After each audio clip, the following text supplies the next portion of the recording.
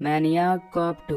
तो मूवी के first part में हमने देखा था कि जब कॉर्डेल ट्रक लेकर भाग रहा था तो एक लोहे की रॉड उससे टकरा गई थी, जिसकी वजह से वो ट्रक एक नदी में गिर जाती है। फिर पुलिस के काफी ढूंढने पर भी उन्हें नदी में कॉर्डेल नहीं मिलता, जिसकी वजह से सभी पुलिस ऑफिसर उसे मरा हुआ मान लेते हैं। इसके बाद हमें नदी में किसी के तैरने की आवाज आती है। तभी कोई पुलिस की एक पुरानी कार लेकर यहाँ से चला जाता है। अब अगले सीन में हम एक ग्रोसरी स्टोर को देखते हैं, जहाँ एक चोर आकर स्टोर का सामान चुराने लगता है, पर स्टोर का ओनर उसे देख लेता है और वो उससे बात करने की कोशिश करता है। तभी वो चोर उस ओनर को गन पॉइंट पर ले लेता है, जिससे वो ओनर चुपके से साइलेंट अलार्म को प्रेस कर देता है और पुलिस के पास यहाँ की लोकेशन चली जाती है। इधर स्टोर में चोर उस ओनर से सभी पैसे मांगने लगता है। फिर वो चोर को दिखाता है कि उसके पास पैसे नहीं है, इसीलिए वो चाहे तो स्टोर से कोई भी सामान ले सकता है। तभी उस आदमी की नजर वहाँ रखी लॉटरी टिकट पर जाती है। फिर वो उस ओनर से टिकट को स्क्रैच करवाता है, जिसमें से 5000 बक्स का इनाम निकलता है।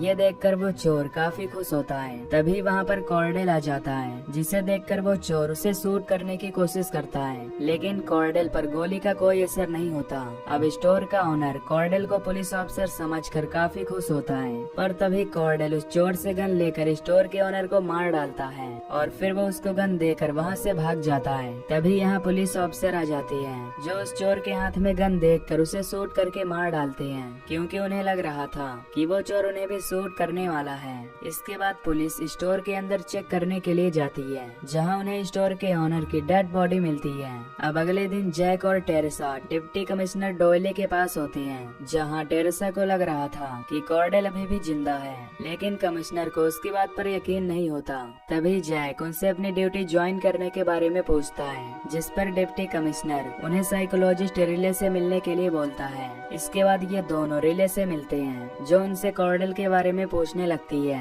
कॉर्डेल की बात सुनकर जैक और टेरेसा के बीच बहस हो जाती है, जिससे टेरेसा यहाँ से चली जाती है। ये सब देखकर रायली जैक को ड्यूटी ज्वाइन करने के लिए मना कर देती है, क्योंकि वो मेंटली फिट नहीं था। दूसरी तरफ हम एक चोर को देखते हैं, जिसे लेफ्टिनेंट मैकनी शूट करके मार डालता है। अब कोई भी ऑफिसर जब किसी को शूट करता है तो उसे साइकोलॉजिस्ट के पास जाना पड़ता है। इसीलिए मैकनी अगले दिन रिले के पास जाता है, जहां रिले उससे उसके पार्टनर के बारे में पूछती है, जिसने कुछ दिन पहले सुसाइड कर लिया था। पर मैकनी इस बारे में उससे बात नहीं करना चाहता था, इसीलिए वो वहां से चला जाता है। अब रात में जैक एक न्यूज स्टैंड पर जाकर न्यूज़पेपर पढ़ने लगता है। उस न्यूज स्टैंड का अटेंडेंट अंधा होता है। तभी कॉर्डेल वहां आकर जैक पर पीछे से हमला करके उसे मार डालता है। जैक की आवाज सुनकर अटेंडेंट तुरंत पुलिस के पास कॉल करता है। फिर जब टेरेसा को जैक की मौत के बारे में पता चलता है तो वो काफी ज्यादा दुखी होती है। मैकनी को टेरेसा पर शक होता है। इस पर टेरेसा उससे कहती है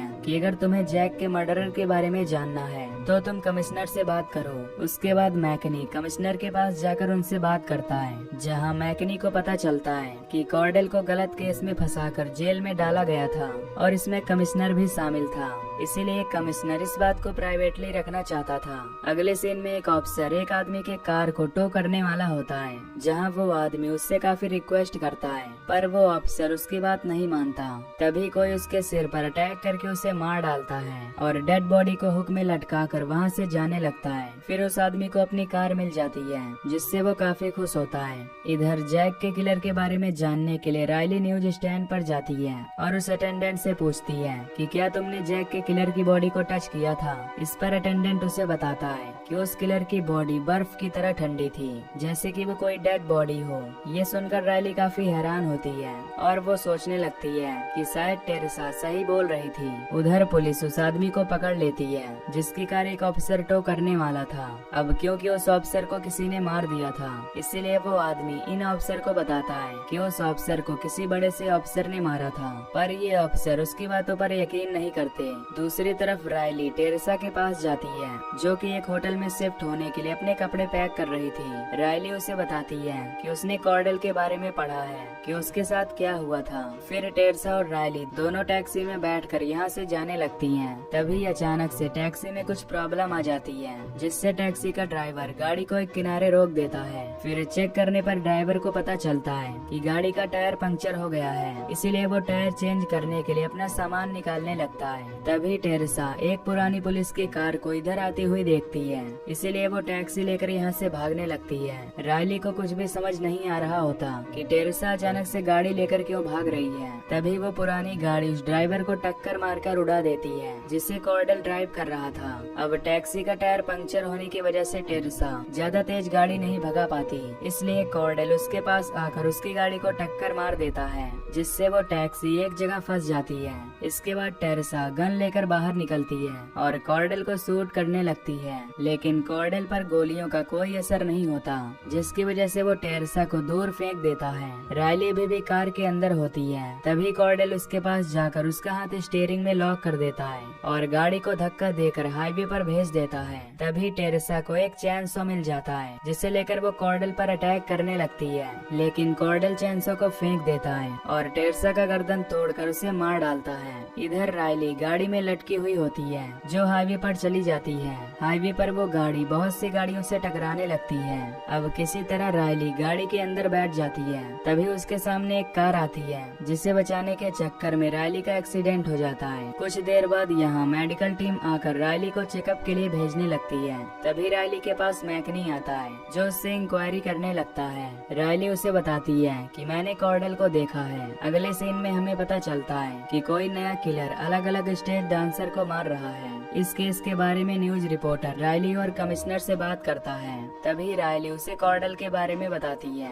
ये सुनकर कमिश्नर उसे शांत रहने के लिए बोलता है, लेकिन रायली उसकी बात नहीं मानती, जिससे वो न्यूज रिपोर्टर इस शो को बंद कर देता है। शो बंद होने के बाद कमिश्नर रायली को सस्पेंड करने की धमकी देता है। इस पर रायली उससे कहती है कि कॉर्डेल तुम्हें जल्द ही मिलेगा। दूसरी तरफ स्टीवन नाम का एक आदमी क्लब में बैठकर यही न्यूज देख रहा होता है। फिर न्यूज बंद होने के बाद वो एक स्टेज डांसर को देखता है। उस डांसर को देखकर स्टीवन उस पर फिदा हो जाता है। स्टेज शो खत्म होने के बाद वो डांसर वॉशरूम में फ्रेश होने के लिए जाती है। तभी कोई आदमी उसके डोर को तोड़ने की कोशिश करता है, जिसे देखकर वो डांसर काफी डर जाती है। इसके बाद कोई वॉशरूम की विंडो तोड़कर उस डांसर के पास चला आता है। तभी हम देखते हैं कि वो स्टीवन है। स्टीवन उस डांसर का गला दबाकर उसे मारने की कोशिश करता है, लेकिन तभी वहाँ कॉर्डेल आ जाता है जो उस डांसर का गला दबाने लगता है। इसी बीच वहाँ दो पुलिस ऑफिसर आ जाते हैं। फिर कॉर्डेल उन दोनों पुलिस ऑफिसर्स को मार देता है और स्टीवन के साथ यहाँ से भाग जाता है। अब स्टीवन कॉर्डेल को एक सीक्रेट रूम में ले जाता है, जहाँ वो कॉर्डेल को कुछ डांसर लड़कियों की फोटो दिखाता है जिसे उसने मार दिया होता है। स्टीवन कॉर्डेल को ये सब बता रहा था, पर कॉर्डेल कुछ भी नहीं बोल पा रहा था क्योंकि उसका फेस पूरी तरह खराब हो चुका था। फिर कॉर्डेल किसी तरह उसे अपना नाम बता देता है, जिसे सुनकर स्टीवन समझ जाता है कि वो ही कॉर्डेल है, इसलिए वो उससे दोस्ती कर लेता है। इसके बाद कॉर्डेल वहाँ से जाने लगता है। तभी स्टीवन उससे कहता है कि मैं तुम्हारा इंतजार करूंगा। उधर मैकनी उस डांसर की मदद से स्टीवन को पकड़ने का प्लान बनाता है, क्योंकि वो केवल स्टेज डांसर को ही अपना शिकार बनाता है, इसलिए वो फिर से मर्डर करने के लिए क्लब में जरूर आएगा। इसके बाद कमिश्नर, रायली, मैकनी और वो डांसर जिसका नाम चेरिल होता है, ये चारों क्लब में चले जाते हैं। कुछ देर बाद स्टीवन यहाँ भी आ जाता है, जिससे चेरिल उसे पहचान जाती है और ऑफिसर को भी बता देती है। तभी स्टीवन इन्हें देखकर यहाँ से बच निकलने की कोशिश करता है, पर रायली उसे पंच मारकर नीचे गिरा देती है। इसके बाद मैकनी उसे जेल में डाल देता है। तभी स्टीवन मैकनी से कहता है कि मेरा दोस्त मुझे जल्द ही लेने के लिए आएगा। अब रात में कुछ ऑफिसर्स गन चलाने की प्रैक्टिस कर रहे होते हैं। तभी वहाँ कॉर्डेल आकर उन सभी को मार डालता है। फिर वो अंदर जाकर बाकी के कुछ ऑफिसर्स को शूट करके मारने लगता है। इसके बाद कॉर्डेल स्टीवन को जेल से बाहर निकाल कर ले जाता है। अब इस बात का पता जब मैकनी को लगता है तो वो काफी हैरान होता है। पुलिस स्टेशन आने के बाद मैकनी को पता चलता है कि कॉर्डेल ने स्टीवन के साथ एक और क्रिमिनल को फ्री करा लिया है। अब स्टीवन और कॉर्डेल एक पुलिस ट्रक लेते हैं और वहाँ से सिंह सिंह जेल की तरफ निकल पड़ते हैं। ये देखकर पुलिस इनका पीछा करने लगती है। वहीं मैकनी कमिश्नर से कहता है कि तुम्हें कॉर्डेल पर लगे केस को ओपन कराकर उसे न्याय दिलाना चाहिए। ये सुनकर कमिश्नर मैकनी से कार रोकने के लिए कहता है, जिससे मैकनी किनारे पर कार रोक देता है। है। तभी मैकनी के समझाने पर कमिश्नर को भी रियलाइज हो जाता है कि उसे कॉर्डल को न्याय दिलाना चाहिए। अब कुछ देर बाद कॉर्डल सिंह सिंह के डेथ हाउस पर पहुंच जाता है। अंदर जाने के बाद कॉर्डल सिक्योरिटी गार्ड्स को मारकर उसका चाबी ले लेता है,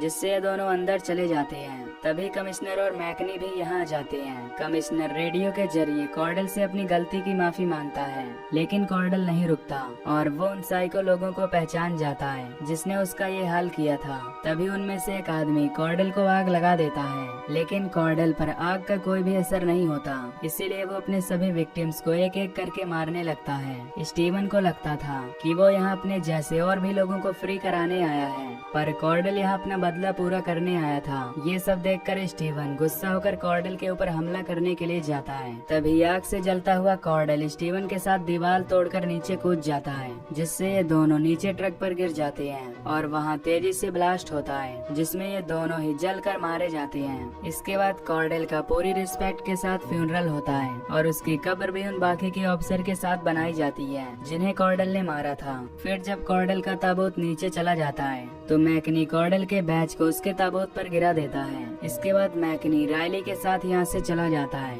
तभी हम ताबूत का सीन देखते हैं जिसमें से कॉर्डल का हाथ बाहर निकलकर उस बैच को